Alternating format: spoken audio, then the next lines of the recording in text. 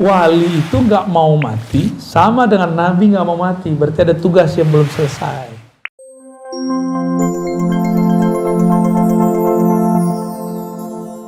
Orang-orang Fir'aun jahat dipukul sama dia langsung mati. Ini ada malaikat nyamar jadi orang, jadi jawara, mirip kayak musuhnya yang dulu. Ditonjok, copot matanya. Tapi kan itu jelmaan, yang malaikatnya nggak copot, tapi jelmaannya seperti copot. Copot Pak, habis matanya. Kuatnya Nabi Musa tuh, tengkoraknya langsung pecah itu. Itu di hadis Sahih Bukhari disebutkan. Oleh kelompok ingkarus sunnah, dia nggak percaya hadis ini, dia nggak tahu hakikat malaikat. Ini yang rusak cuma jelmaannya, malaikatnya nggak rusak. Ya, itu Nabi Musa tuh. Makanya Nabi Musa nambah lagi umurnya tuh. Jadi nabi-nabi, wali-wali itu bisa request, bisa jontok-jontokan sama malaikat maut. Gue belum pengen mati gitu. Bisa begitu. Wali itu nggak mau mati sama dengan nabi nggak mau mati, berarti ada tugas yang belum selesai. Tugasnya dari Allah. Berarti si malaikat maut pakai SK Lauh Mahfuz, kalau nabi wali pakai SK jaiznya Allah. Jaiznya Allah isinya rahmah, kasih sayang. Ar-Rahman alal arsy istawa. Dan takdir itu tertulisnya bukan di Lauh Mahfuz, tertulisnya di Arasy. Jadi takdir arsyiyah, ada takdir Lauh Mahfuz. Lauh Mahfuz di atas langit ketujuh. Kalau Arasy di atasnya lagi. Dan Arasy mencakup alam semesta. Ada lagi takdir yang di atas itu. Masih panjang, itu suka-suka Allah lah ya. Jadi Allah nih nggak boleh diatur siapa-siapa.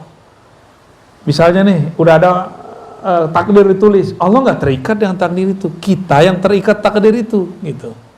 Orang-orangnya Allah, bahasa Arabnya ahlullah, orang-orangnya Allah, keluarganya Allah, dia nggak terikat dengan Lauh Mahfuz, dia terikatnya dengan jaiznya Allah.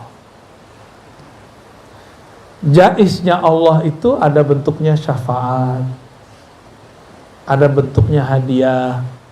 Tapi hukum sunatullah kan tetap nggak boleh berubah. Dia cuma geser doang. Jadi kalau ada orang seharusnya mati, digeser, mungkin pindah, mungkin ada yang kena samping kiri kanannya. Ini bukan hanya dengan ilmu kun nur, tapi ada kun nar. Pernah dengar tumbal nggak Ustaz? Tumbal itu nar dia. Dia pakai kun juga, pakai nar. Biasanya orang kalau menyembah setan, mau bikin rumah, mau bikin villa, mau bikin resto, mau bikin usaha, dia mengabdikan diri kepada setan. Kun juga, kan setan pakai kun juga, tapi nar. Nanti ada tumbal-tumbal. Seharusnya dia yang mati, tapi yang mati siapa? Ya orang-orang sekitarnya. Tuh, dalam ilmu setan aja ada, di alih-alihan, apalagi dalam ilmu nur, gitu ya. Ini kita sekedar membuka-buka sedikit aja nih, biar selama ini yang kita sudah tahu ternyata bagian dari rangkaian ilmu kun, ya. Ada seorang ibu di sana di Tangerang Selatan, suaminya udah nggak bangun-bangun beberapa hari, koma. Dia belum siap suaminya pergi, suaminya mati. Maka dia sholatlah waktu duha dengan rakaat yang dia udah nggak tahu lagi udah berapa rakaat. Dalam sujudnya dia nangis terus. Ya Allah, aku belum sanggup ditinggal suamiku. Ya Allah, ya Allah. Oh, semuanya lengkap dia baca. Itu sholat mungkin ada 11-12 rakaat kali. Selesai sholat, Assalamualaikum, suaminya manggil. Neng, apa tuh yang terjadi? Sebenarnya orangnya memang takdirnya belum mati,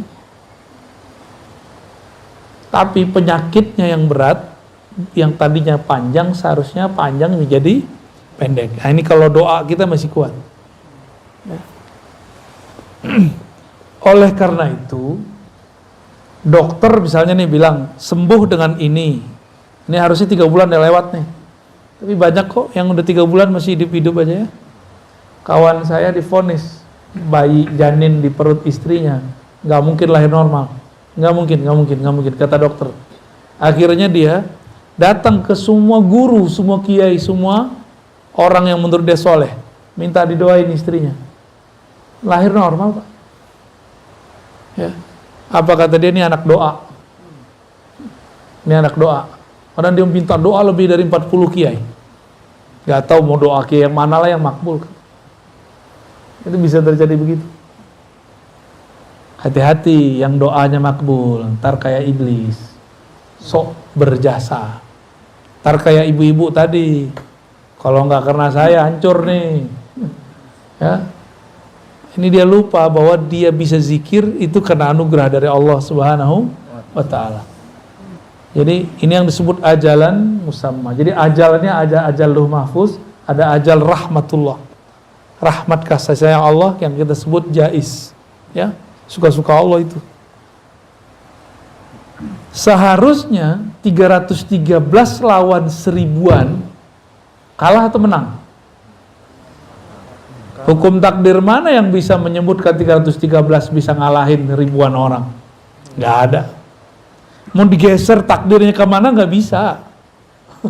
Nggak bisa.